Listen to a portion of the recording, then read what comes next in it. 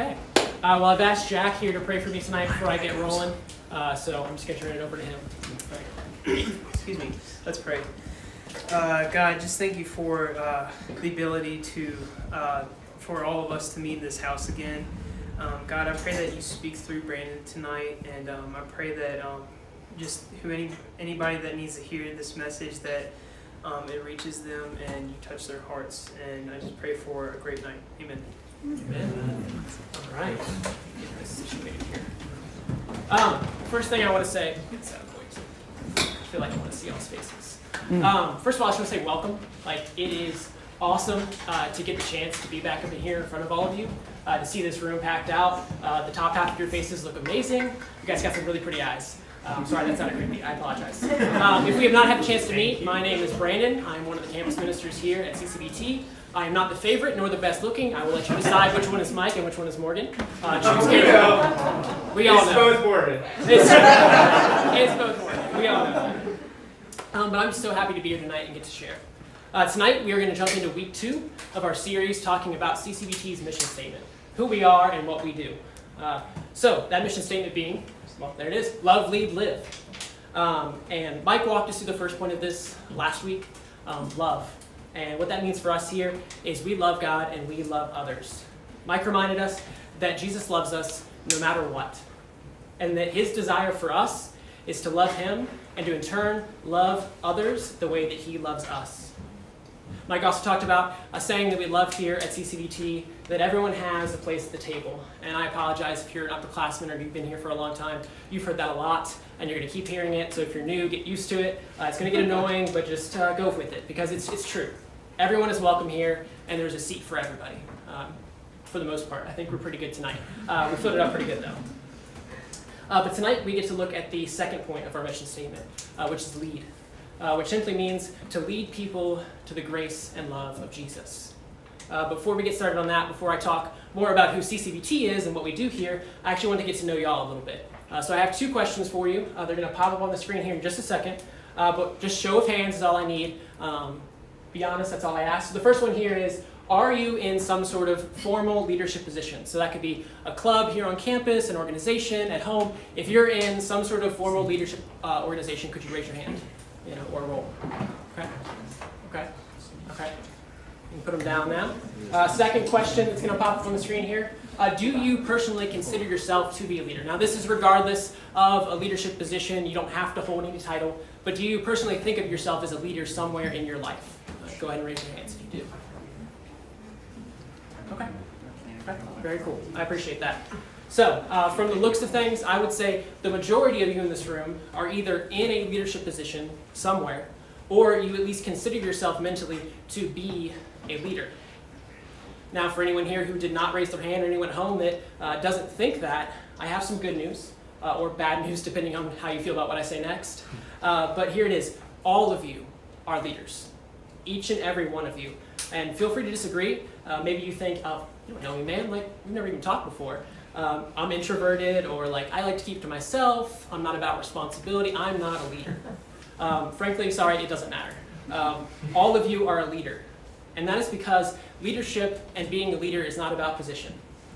It is not about a title. It is not about working your way up the ladder. It does not matter even if you personally consider yourself to be a leader. You are one, because leadership and being a leader is about one thing and one thing only, and that is influence. That means that every single one of you in this room is a leader, because all of you have influence, either over your own life or in the life of somebody else. Think about it. If you have siblings, you have a huge amount of influence over their lives. If you go to class, and it's only week 2, I hope you're still going, you have influence over your classmates. If you ever plan or want to be a parent, you will have a huge amount of influence over those kids. Think about it. It keeps going. Your friends, your pets, your coworkers. Honestly, the person sitting next to you right now, if you said hi, you now have influence in their life. You really do. It's not a lot yet, but you do. Okay. So, if we all have influence, and in turn are all leaders, then we have to ask ourselves 2 questions that are going to pop up on the screen now. Where are we leading those people around us? and how are we leading those around us? See, tonight we're going to look at these questions in perspective of our mission statement here at CCVT. But honestly, these are questions, when they get up there, that you should be asking yourself all the time. Like if you are in another organization, even just in your own personal life, you should be thinking about where am I leading people and how am I leading them? Like think about it. If you're in another club, you need to be thinking about how you're leading those people at home. How are you leading your siblings? How are you leading your coworkers? And where are you leading them to? But as I said, tonight we're going to dive in and look at how that reflects upon CCVT's mission statement. So we're going to look at the first question. Where do we, here at CCVT, want to lead those around us? Where do we want to lead y'all, frankly? And this one should be kind of obvious. It'll show up underlined on the screen here. It's spelled out in the statement itself, like lead people, pause, comma, to the grace and love of Jesus. That's where we're leading people, right? It should be obvious. Except I think this is something that we can easily and frankly unknowingly replace. Like it is easy for us to replace Jesus in that statement with something else. Maybe something Christian or just something else entirely. And we're now putting that thing above Jesus. Now, I'm going to give a few examples, and none of these are bad. In fact, they are all wonderful ways to go closer to Jesus, but what we need to watch out for is putting them above Jesus. For example, maybe you see that statement there, and you see lead people to church. Not to Jesus, but to church. You're thinking, oh man, if I just get them through the front door, they're going to meet all those cool people that I know, they'll hear that awesome sermon, they'll be good to go. Like, there, they'll get to know Jesus. Like, I don't need to worry about it. I just need to get them to church. Maybe we change it to say, lead people to a Bible study. Like, we got some awesome Bible studies. I mean, have you heard about Morgan's Bible study? It is fire. Like, straight up fire. And I promise, no tornadoes next week, so be there. Yes. Beth has a wonderful ladies' Bible study, too. Yeah, I lead one. Don't worry about that one. I think you do a great job. Thank you. Thank you. Shout out from the crowd. But maybe we do. Maybe we replace Jesus in that phrase with a Bible study. And frankly, I think the one that some of us in this room are guilty of, and myself even, I think, is I say, oh, I got to lead people to CCVT. Like, that's the goal, right? Like, get them in here, get them plugged in, make them a member or whatever. We don't have membership here, don't worry about that. But I think sometimes we put that above and ahead of forming a relationship with Jesus. Again, all of these things are good, and all of them can lead you closer and deeper with Jesus, but they are not a replacement for a relationship with Jesus. We need to be sure we aren't leading people to just something Christian, but that we lead them to Jesus and that we stick around once we do that to foster that relationship with them. Like, think about this. Seth, Jacob, would you stand up for me? Just real quick, thank you. You can't see them on here, but they're over here. If I know both of these guys, but they don't know each other, they're my friends, and I want them to get closer. I'm not going to shove them in a room and lock the door and expect they're going to get close to each other. Like, no. What I'm going to do is I'm going to get together with these guys, and we're going to hang out. Like, we're going to talk. We're going to find common interests that we have. We're going to share funny stories. We're going to answer questions, ask things. We're going to get to know each other. Y'all can sit, sorry. But why would we expect that a relationship that we have like that is any different than the relationship that we have with Jesus? It needs to be fostered, we need to lead, we need to introduce, and we need to connect in the exact same way. If we're leading them to Jesus, we have to be part of that relationship too. Jesus had this to say when people would ask him about finding their way to him. It's John 14, 6 and 7. Jesus answered, I am the way, the truth, and the life. No one comes to the Father except through me. If you really know me, you will know my Father as well. From now on, you do know him and have seen me. So, how do we get people to Jesus? We lead them to Jesus. And when you lead people to Jesus, you are leading them to a relationship. You have to walk with them to Jesus and be part of it. There is no until, there is no end date. You are now part of that relationship. And we are called to constantly lead people closer to Jesus in that. That's where we want to lead people here at CCVT. But now I want to look at the second question that we have tonight. How do we want to lead the people around us? How do we want to lead them closer to Jesus? And this is where we're going to spend the rest of the evening tonight. The first thing I want you guys to look at is actually this image that's going to pop up here, some circles. This image actually really helped me to understand our mission here, but it can be applied anywhere. Like, this is a great model for any organization, for anything that you do. Think about this, especially if it's mission-minded. This is called the golden circle, and here's how it works. You start in the middle there with the why, and you always have to start with the why. Why do we do what we do? For us here, that was last week. That was love. We love God and we love others. That's our why. But in anything that you should be asking, why do we do what we do? Because if you don't understand your why, everything else falls apart. But tonight, we know our why. If you were here last week, like I said, Mike talked about it, love. So we're moving on to the second circle, the how. Now personally, this was the hardest one for me to really wrap my mind around. It's kind of a bridge. It has a little bit of both in it, but the best way I could describe it is these are the adverbs to our verbs. Shout out to you English majors. I hope I got that right. I Googled it, so hopefully. Or you could think about the phrase, it's not about what you say, it's how you say it. So that's where we are tonight, in the how. I mean, take for example, I'm speaking right now, but I have the option of speaking loudly. That was also to make sure everyone was awake. But I also have the option of speaking softly, bringing it down. You have the option of driving aggressively, Mike. Or you could drive legally like the rest of us. Please get your car fixed. But endless examples. Basically, your classic LY words you could throw in there anywhere. But if you take this and you base it on the type of leader that Jesus calls us to be, we're going to look at words that you could use to fill in the blank. Imagine it like a little Jesus Mad Lib. We're going to just pick a bunch of words and throw them in there, but I picked a couple of good ones, I hope. If you have a really funny one to fill in the blank, tell me afterwards. Not now, please. Not for the live stream. But we're going to jump in here tonight, and I just have a few things that I think fit really well with this statement. Our first how is that we lead people humbly. This is something Jesus brought up again and again, but something that his disciples really struggled with. One of the best examples of this is in Matthew chapter 20. If you have a phone Bible or a Bible, you're free to open up. I'm going to start in verse 20, and I'm just going to read a little bit at a time. So, then the mother of Zebedee's sons, who were James and John, came to Jesus with her sons, kneeling down, and asked a favor for him. "What is it that you want?" he asked. She said, "Grant one of these two sons of mine that they may sit at your right and the other at your left in your kingdom." So, if you understand what's going on there, James and John, disciples of Jesus, went to their mother and said, "Hey, I want to get closer to Jesus. Will you ask him for me?" They're like, "Hey, I want to be his best friend. I want to be his number two."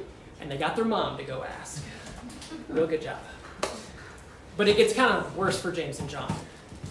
When the other 10 heard about this, they were indignant with the two other brothers, which means they were very mad.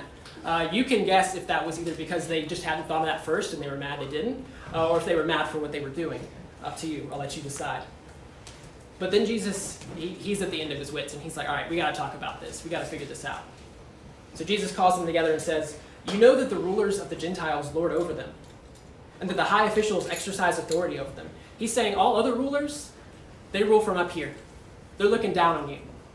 They're going to oppress you. That's literally what the word's used here, lord over and exercise authority over. Oppression, pushing down, over top. That's what they mean. And then listen to the next 4 words. It's very important. Jesus looks at all of them, and I can almost imagine a finger pointing at them. And he says, "Not so with you." Not so with you. That is not how we do this in my kingdom. He says, "Instead, whoever wants to become a great among you must first be a servant, and whoever wants to be first must be your slave. Just as the Son of Man did not come to be served, but to serve and to give his life in a ransom for many." Jesus is looking at them and saying, we don't serve from up here. We don't lead from up here. When you bring yourself down and serve humbly, that's when I'll raise you up to lead. You have to come down here first. Ask any of our seniors or core leaders here. They understand that. Mike, I think he said something about it last week, but the moment you walk in the door, that's the highest point you are. That's where you're lifted up. The rest of them, they work their way through service down to the bottom.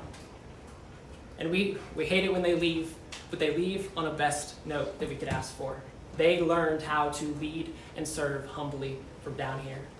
That's the way Jesus calls us to lead humbly. The next how is just this. We lead honestly. Another way to say this would be we lead with integrity.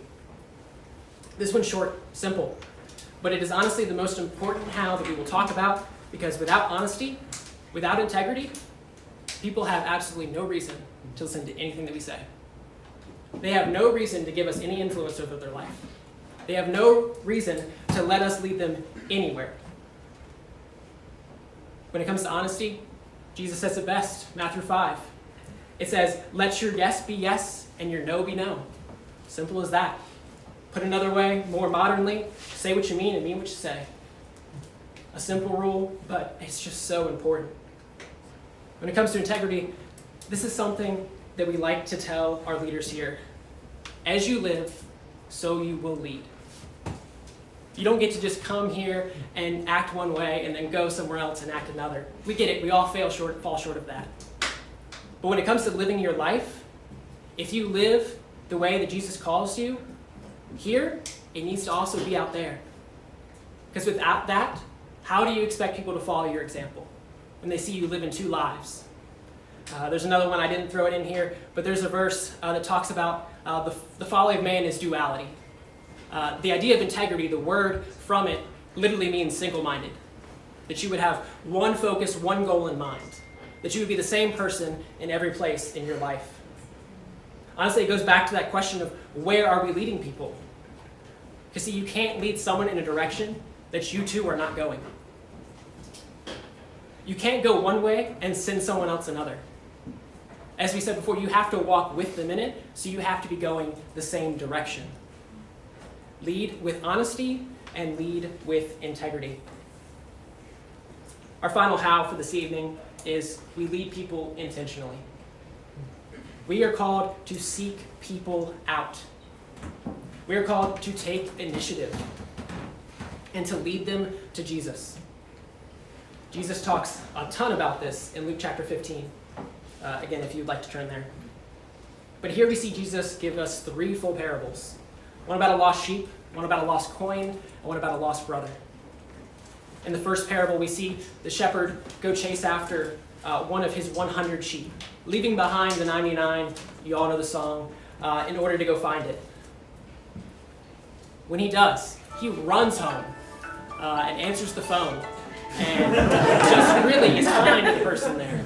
I'm so sorry. But no, he runs home. And he lifts that sheep above his head, and they celebrate. He gets all his friends, all of his neighbors, and they literally throw a party because he found one lost sheep.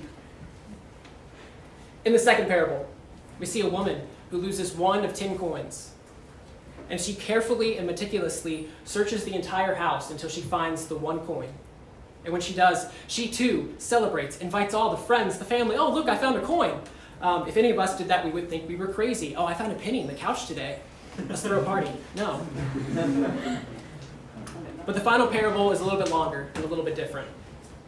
Jesus weaves a story of a father and 2 brothers. The younger of the 2 brothers decides to take his inheritance early and get out of town. Over time, he squanders it all, spends it all, and realizes he's made quite the mistake. He returns hoping that maybe his father will at least bring him back into the household as a servant. Maybe he'll pay me to work in the yard or something like that. But his father does so much more. His father wraps him in a hug, puts a robe around him, gives him gifts and rings and jewelry, and throws a huge party in the honor of this younger son.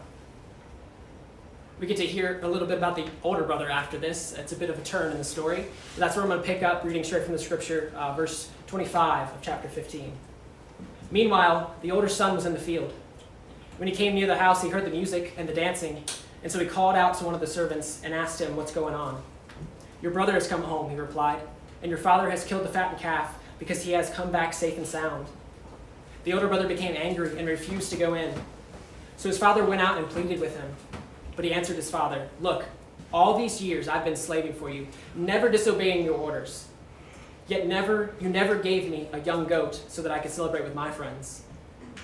But when a son of yours who has squandered your property with prostitutes comes home and kills the fattened calf, Oh, you killed the fattened calf for him?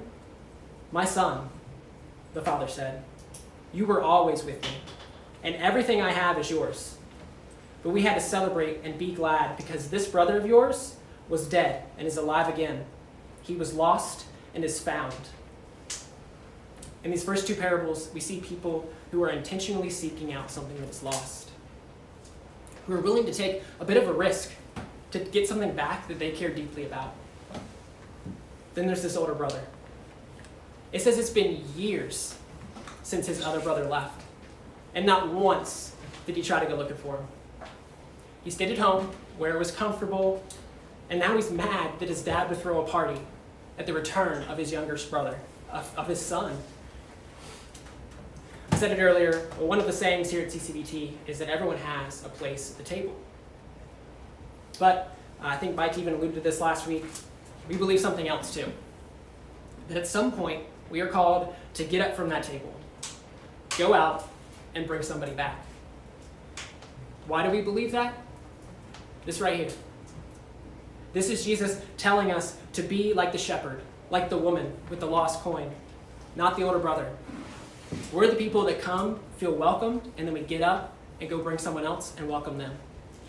That's who we are here at CCVT. So tonight, think about where you're leading people. Where are you leading them to? Our goal here is that would be directly to Jesus, to his grace and his love. But as you do that, think about how you do it as well. Please strive to do so humbly as a servant, to do so honestly with integrity, and to do so intentionally, seeking out the lost and bringing them back. I'm going to pray here for us, and I would just invite the worship band back up as I do so. So if you all just bow your heads with me, I appreciate that. Lord, I pray tonight that we would take your words, not mine, to heart. That this would be something that we would take home with us and enact in our own lives.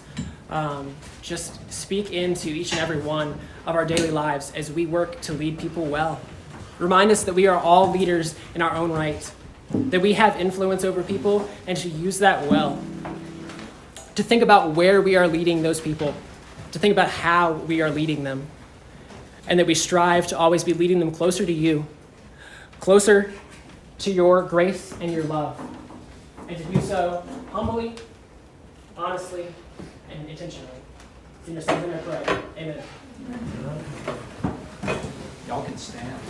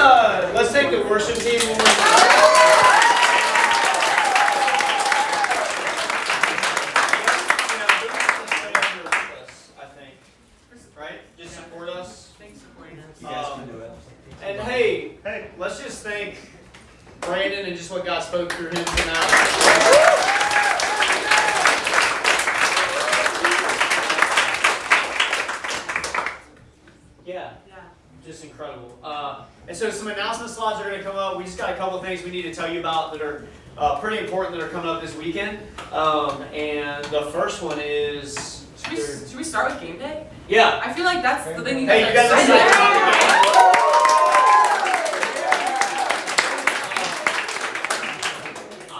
We got stuff to tell you. Yeah. One is I was given a ticket to the football game tonight. And so you can catch me on the big screen winning a year's worth of bacon.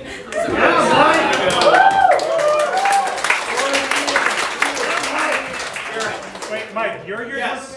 Hey, I just wanted to say if anybody wants to go to the game and doesn't have a ticket, I have one extra ticket. And you get to sit next to me. This is the You get to sit next to me. Facts. I'm just saying, it could be fun. Hey, Mike, if you win a year's worth of bacon, is that your year's worth or my year's worth? Yours. Okay, so there's some logistics about game day that you guys need to know that Mike's going to tell you about. But I'll also say, are there any freshmen in the room or new to Virginia Tech's campus people in the room? Is this anyone's first Virginia Tech game that they're going to tomorrow? Yeah. It doesn't matter if you're a freshman or a sophomore. It's your first one. It's going to be good. I'll just say that if you want people to go to the game with, there's a group. Tanner's included in this group, and they are leaving here at 4:30 because they don't play. It's time to get there, get a seat, we're not playing. So we are leaving here at 4:30 if you want some people to go and hang out at the game with, if you want people to sit with, all that good stuff. Well, here's the thing, too. I was going to say, just an FYI, it's me, so if you know who you're dealing with. Tanner's hype. Yeah. He ain't It playing. was crazy. We are. If you haven't seen football game Tanner, you want to see football. You saw worship Tanner It's tonight? different. Yeah. Football game Tanner is way different. It's like the complete opposite. It's crazy. Hey, here's the logistics of this. I want to tell you real quick. This is really important.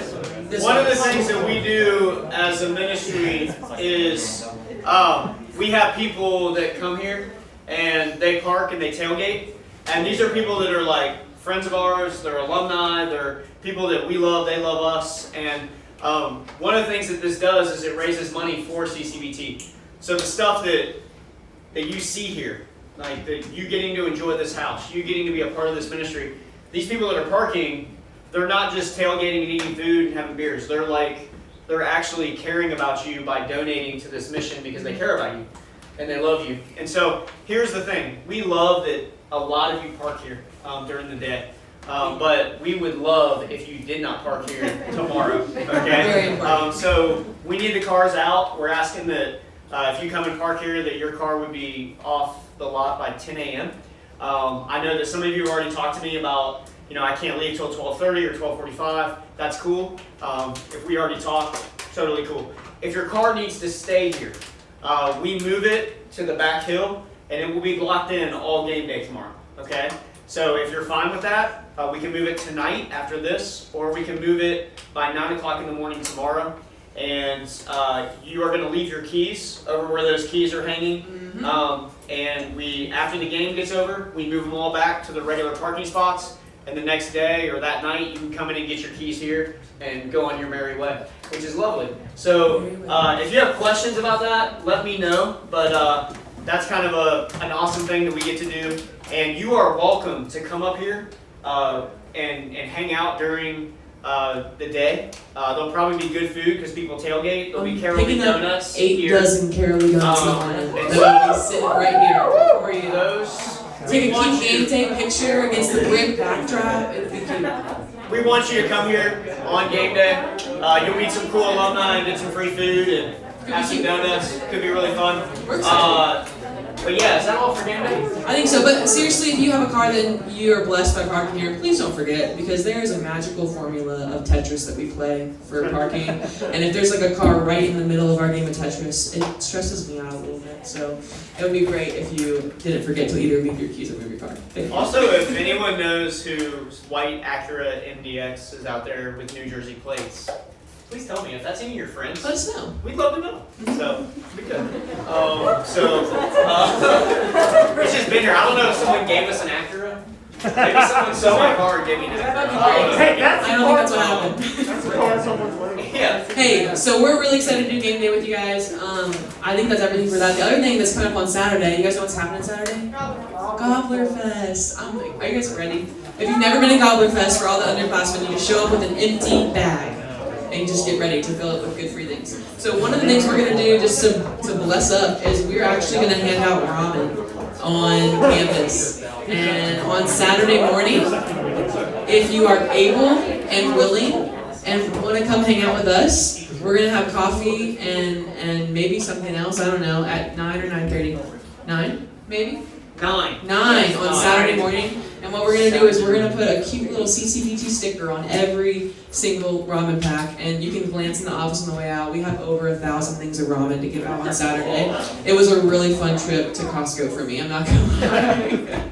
But we're going to do that. We're going to also do like donut giveaways and all the good things. We would love for you to come and help sticker anytime Saturday morning. But also if you'd be willing to come help and set up our table, it's a lot of ramen to carry just for a couple of us. We would like the more the merrier, truly, and to come hang out. We'll have games down there and just being able to outreach to new students and have fun.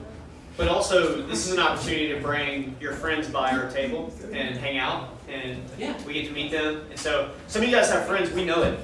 They won't walk in these doors. Some of you, all of you have friends, but some of you have friends that will not walk in this door because it's like a church thing. And maybe they'll come hang out with us in the girl club. So, that's an important thing. But also, Corinne Emerson has updated me, and she said if anybody wants to hang out with her and throw some stickers on these tonight, you certainly can. You don't have to do them all, but if you want to hang out, bust them out. Corinne's you guys can start. Corinne's making moves. Okay, Corinne said she's doing them all. If Corinne gets tired and doesn't do them all, then we'll post about it on Saturday morning. And so, but that's going to be really fun. Yeah. And then also, this one's going to show up on the screen. We want you to know that we go to a church called Belmont Christian Church every Sunday. And we carpool there. We meet here at 10:30 to go. But also, maybe you want to check out Belmont, but we also have a crew that goes to North Star. And that's a really cool church, an awesome church in Blacksburg. If the timing works out for you, you can see Corinne if you want to go there. But also, yeah, you can just come to Belmont with us. We have coffee here at 10 o'clock. You can come get a latte or coffee or whatever, and that'll be awesome at 10 and hang out. And then we go to church about 10:45. And then also, 2 other things we want you to know about. These are, as you guys are still hanging out, we're going through our mission statement for the content for Thursday night worship and getting to know what we do during the week. One of our things, bread and butter babies, we do Bible studies all the time, every night of the week. Everyone's favorite human in the world, Beth, leads a women's Bible study on Monday nights here. Everyone's favorite. I know we'll have a talk. I'm sorry about the attention. And then I lead a Bible study here on Tuesday at 7. Brandon does a men's study here on Wednesday nights at 7 all the time. And also this coming week, we're actually starting a Radford Bible study. How exciting! There's a couple Radford people here, which is cool. And it's going to be in the Bonnie at noon on Mondays. And then there's also going to be for the locals that have just snuck in here. We're going to have a Chick-fil-A Bible study on Wednesdays at noon in Christiansburg, which will be a blast and a half. So a couple different things, and we'll post the details about that at all the dailies. there will also be a co-ed Bible study starting soon, but we're just figuring out the details. It's going to be awesome. And if you want to be in a Bible study and there's not one that works for your schedule, just be like, hey, start a new one. And like if you live in Georgia and you want us to start a Bible study with you, there's like Zoom, you know, so we cool. can do that. The Georgia Zoom Bible study, if you guys want to jump in, is going to be on Wednesdays. Yeah. At midnight. Yeah, because they're in a different time zone, obviously. Hey, it's 3 hours different. Okay. Is that how it works? From the south? Okay. You know what? This is why we don't do it now. That's why it's taking real. Alright, I'm going to tell you one. This one's really, really important. We mentioned it last week. One of our big things that we're pushing this year is just to be able to come alongside one another in just life and mentorship and discipleship. And so if you are at all interested in mentoring another student, if you're an upperclassman, you're like, I would love to start meeting with someone every now and then. Or if you're an underclassman, you're like, I would love to be partnered up with another person in CCVT. You guys set how often you meet, all that stuff. But if you would text me, my number, you hopefully texted it earlier. I'd love for you to just text me the word mentor or mentorship, and I'll send you a Google form to fill out. But I could not encourage the underclassmen. If you are a freshman or a sophomore, I could not encourage you more to do this. This is like the thing that completely changed like my life when I was in college, being partnered with an upperclassman. Absolutely.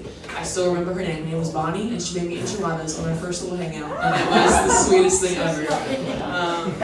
Yeah, it's really special. So I couldn't encourage you guys to do this more. It's where we get to get real and hang out and be friends. All right, bring it home, buddy. Another thing, just real quick, we want you to know the dates of our fall retreat. It's October 29th to the 31st. We're having a Halloween party, Halloween weekend. You'll be back for the Halloween festivities on Sunday night. We get back at like 2 on Sunday. But there's a retreat, and it's going to be awesome. It's at Blue Ridge Christian Camp. It's like 20 minutes away. And yeah, the theme is enough. It's going to be really cool. I think Garrett has something really important Garrett to say. does too. Where is he? Garrett's over there. He's going to make Yeah, Garrett. He's cool. Look back there at the incredibly attractive man. Yeah, Garrett. There's a food pantry here, and we're just collecting for it. So if y'all want one of these limited edition buttons outside, you can either just give any donation, cash, Venmo information, and grab a button. Thanks. That is a limited edition button.